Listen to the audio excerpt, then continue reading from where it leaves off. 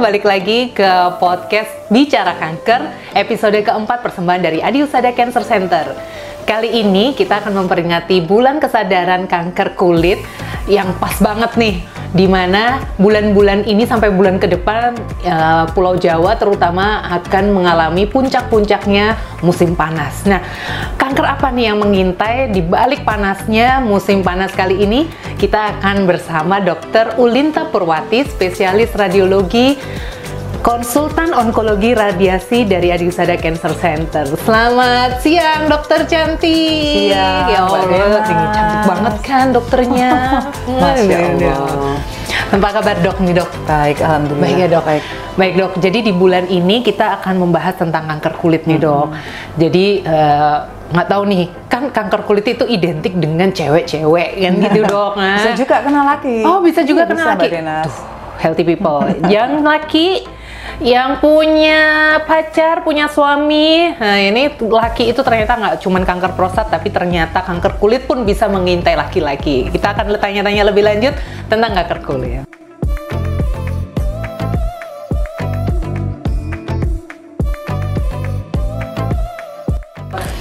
Boleh dijelaskan singkat nggak dok tentang kanker kulit ini apa sih gitu dok?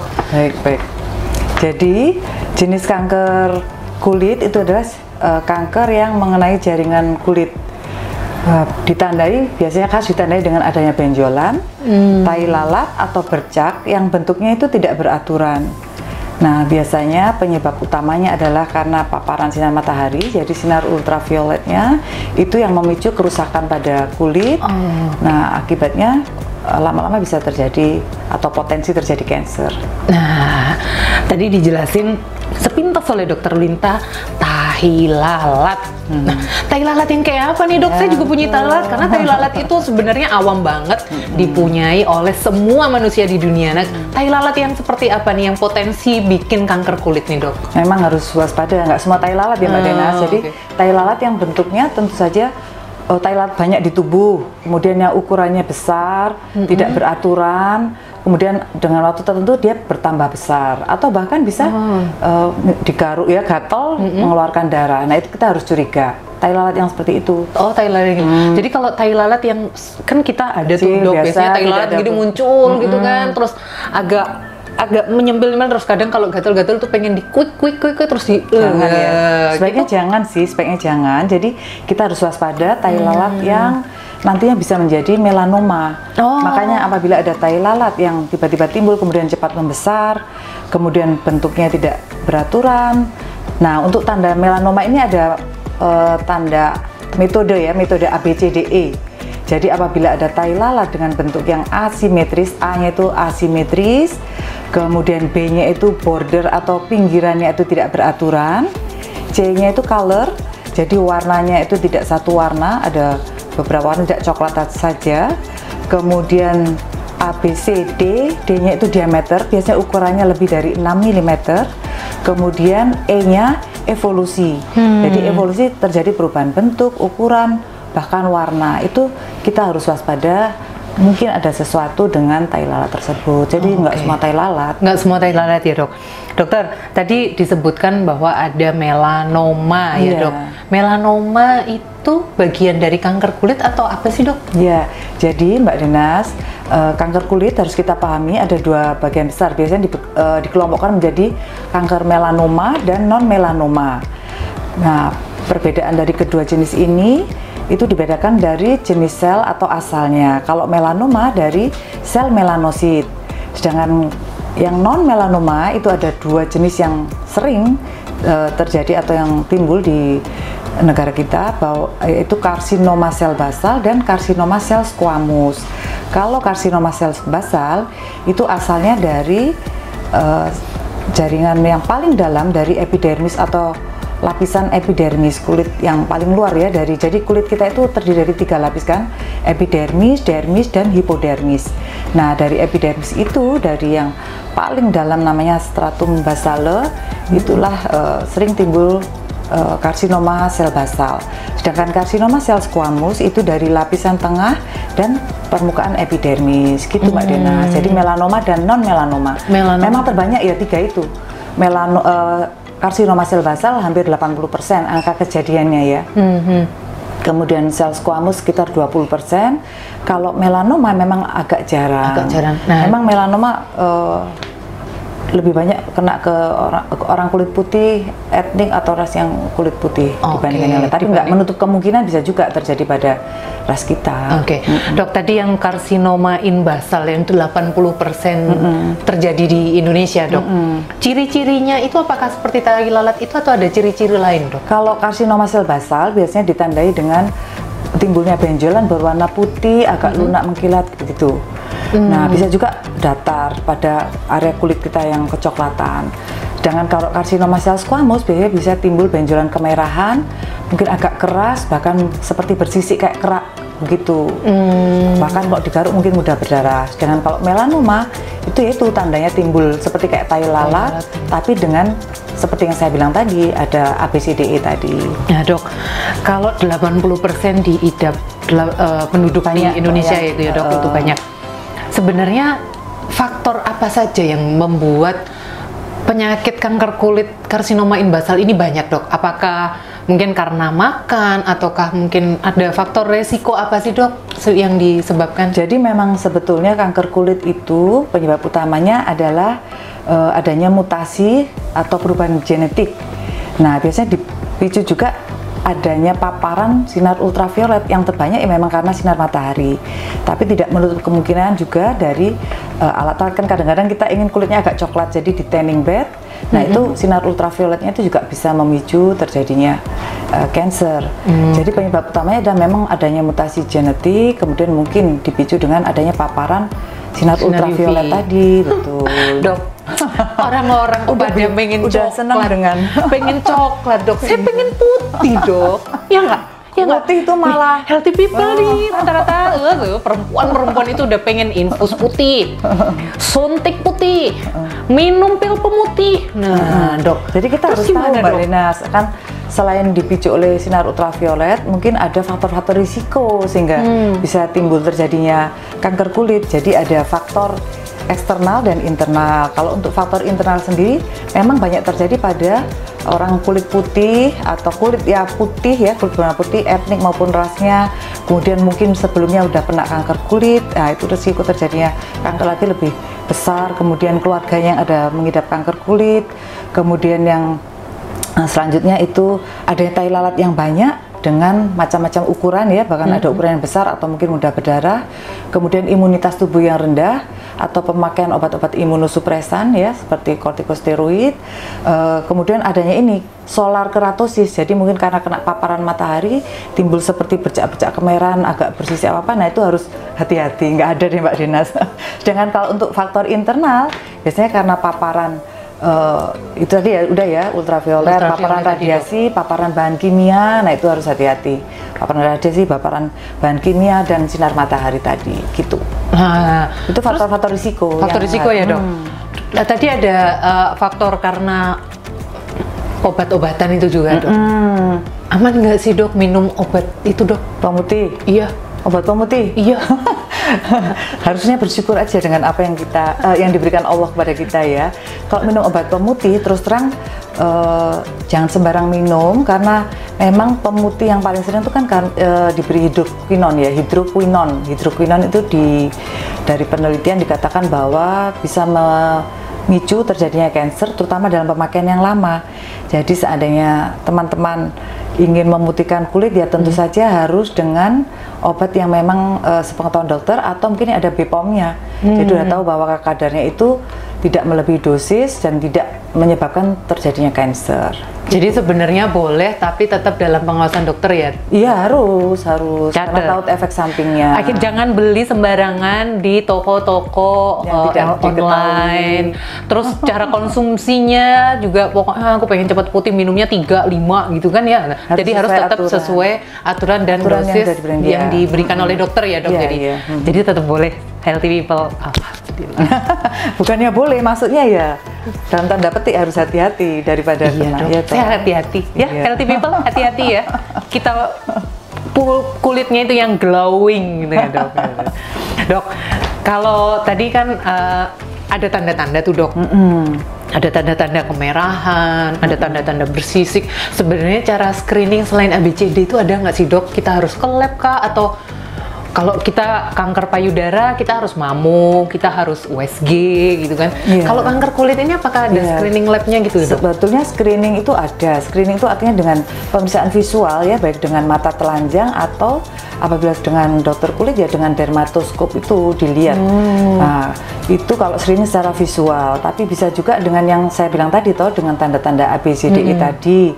Nah, kemudian pemeriksaan yang lain tentu saja kalau ada kecurigaan sudah ada benjolan atau tai lalat yang dicurigai, maka ya ke dokter, kemudian nanti dokter akan memeriksa, mungkin perlu dibiopsi atau di scrap. Nah, dari situ kita akan tahu hasil patologinya, pemeriksaan histopatologinya apakah ada sel ganas atau tidak, gitu Mbak Dena. Tapi untuk pemeriksaan sendiri, jadi deteksi diri kita sendiri, kita harus memeriksa kulit kita sendiri juga. Nah, itu kita kenal untuk pemeriksaan kulit sendiri, kalau payudara itu sadari, kalau untuk pemeriksaan kulit itu namanya sakuri, jadi pemeriksaan kulit sendiri. Nah, gitu Mbak Jadi Dena. selain A, B, C, D, E, ada namanya sakuri, periksa kulit sendiri. Dengan Paling cara apa nih dok? 1 bulan sekali itu diperiksa kulit kita pakai kaca yang besar, ya yang bisa lihat seluruh tubuh, dan kaca kecil, kemudian mungkin kursi ya untuk duduk. Nah, periksa semua area kita mulai dari wajah, kemudian kulit kepala. Kalau belakangnya nggak bisa dilihat ya pakai dengan bantuan kaca cermin kecil tadi, dilihat semua telapak tangan apakah ada timbul tai lalat yang tidak seperti biasanya, atau bahkan mungkin kok tambah besar ya ini tai lalatku, kok mudah berdarah atau gatal. Nah, itu kita harus waspada. Yang tahu diri kita kan ya kita sendiri. Seperti itu.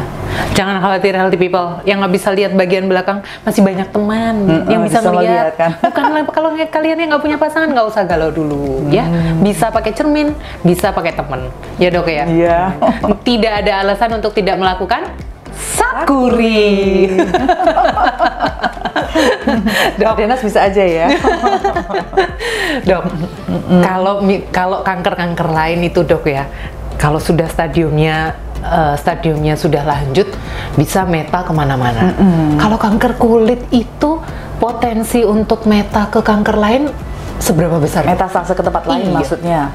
Memang kalau dibandingkan yang kan ada 3 jenis nih yang sering ya, basal squamous, basal karsinoma dan sel squamous karsinoma, kemudian ada melanoma juga ya.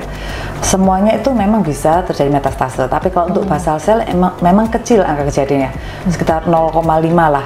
Sedangkan kalau untuk kanker sel squamous itu bisa sampai 20% ya, bisa ke kelenjar getah bening terutama. Waduh. Sedangkan melanoma itu ya memang pertumbuhannya sangat cepat dan bisa metastase ke tempat lain. Bahkan ya udah bisa ke paru, ke tulang, ke semua organ tubuh kita. Memang yang paling cepat tumbuh dan bisa metastase itu yang melanoma itu tadi ya.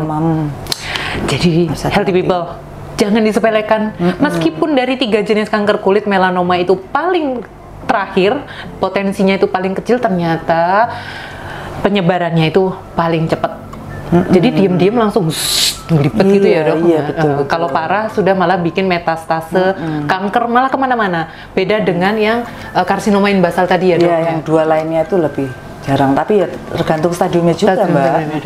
Dok, kalau sudah kayak begitu tuh kemungkinan sembuhnya gimana dok? Ya tentu saja semakin dini angka kesembuhannya semakin tinggi. Kalau semakin lanjut kita ketemu atau mungkin sudah luas sekali ya tentu saja baik pengobatannya maupun angka kesembuhannya ya turun. Nah, kita belum bahas pengobatan pada kanker kulit. Dok, kanker kulit itu apa sama kayak kanker lain yang dok harus di kemo, harus dioperasi, harus diradiasi. Nah, biasanya tahapan apa aja nih dok buat pengobatan kanker kulit? Mungkin kalau masih kecil sekali ya mungkin bisa kuretase atau cryo seperti itu.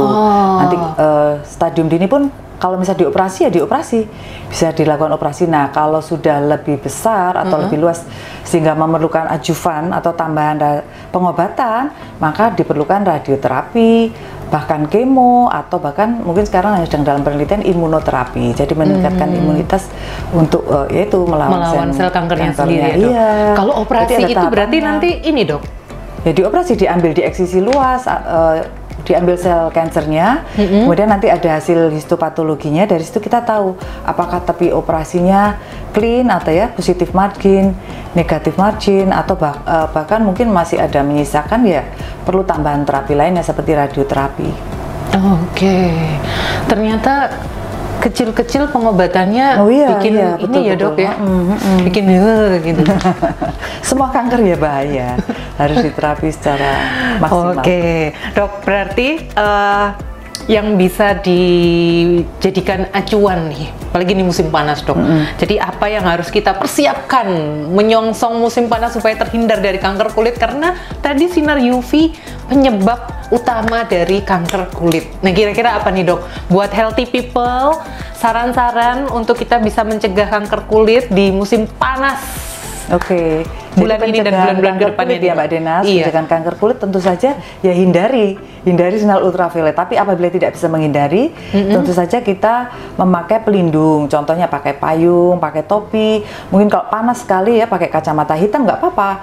Kemudian jangan lupa memakai tabir surya. Tabir surya itu tidak bisa sekali aja diberikan, mungkin harus diulang dalam 2 atau 3 jam. Kemudian apalagi kalau yang sinar mataharinya sangat terik ya. Terus kalau memang terpaksa harus keluar, sebaiknya ya hindari ultraviolet yang paling tinggi, yaitu antara jam 10 sampai jam 16. Apabila memang harus keluar di jam-jam seperti itu ya pakai pelindung. Apakah dengan payung, topi, atau apa, nggak apa-apa dibilang bergaya, tapi kan kita melindungi kulit kita. Ya seperti itu. Antara lain gitu ya dok. Kemudian ya hindari tanning, kalau bisa tanning bed ya nggak usah lah mencoklat-coklatkan atau apa. Enggak dok. Begitu. Putih, dok. Ya, syukuri apa yang ada. Ya seperti itu Mbak. Jadi menggunakan tabir surya, terus menggunakan pelindung, terus menghindari tanning bed, terus kalau sebisa mungkin kalau memang pengen ya nggak apa-apa, tapi harus dalam pengawasan dokter. Kemudian jangan lupa periksa sakuri tadi, periksa kulit sendiri paling nggak 1 bulan sekali. 1 bulan sekali dengan metode A, B, C, D, E ya dok ya. Itu yang melanoma atau tanda melanoma. Tapi kalau yang lainnya ya bisa dengan sakuri itu tadi ya dok, 1 bulan sekali. Baik, betul. Baik dok. Oke. Wow. Jadi mari kita melindungi diri dengan bergaya. Karena di mana-mana kita sekarang fine-fine aja dengan pakai kacamata hitam, pakai topi. Ih mbak ini gaya banget. Oh enggak, kita melindungi diri dari kanker kulit. Silakan healthy people mengeles dengan cara seperti itu. Dan jangan lupa selalu gunakan tabir surya, hindari matahari di jam 10 sampai jam 16 dan reapply lagi. Diulang kembali penggunaan tabir surya setiap 2 sampai 3 jam sekali. Betul ya, Dok? Ya, betul. Udah pinter Mbak Denas. Udah pinter. Dan harapannya healthy people makin pinter nonton podcast Bicara Kanker dari Adi Husada Cancer Center. Oke. Next, kita akan bertemu lagi dengan tema-tema seputar kanker, baik kanker kulit, kanker paru, segala macam kanker. Jika kalian healthy people punya request nih, Adi Husada Cancer Center bikin podcast kanker apa deh gitu. Silakan drop komen kalian di kolom komentar. Kalian bisa menanyakan request tema ataupun pertanyaan-pertanyaan seputar kanker dan akan kita jawab di next podcast berikutnya. Jadi stay tune di podcast Adi Husada Cancer Center Bicara Kanker. Sampai jumpa.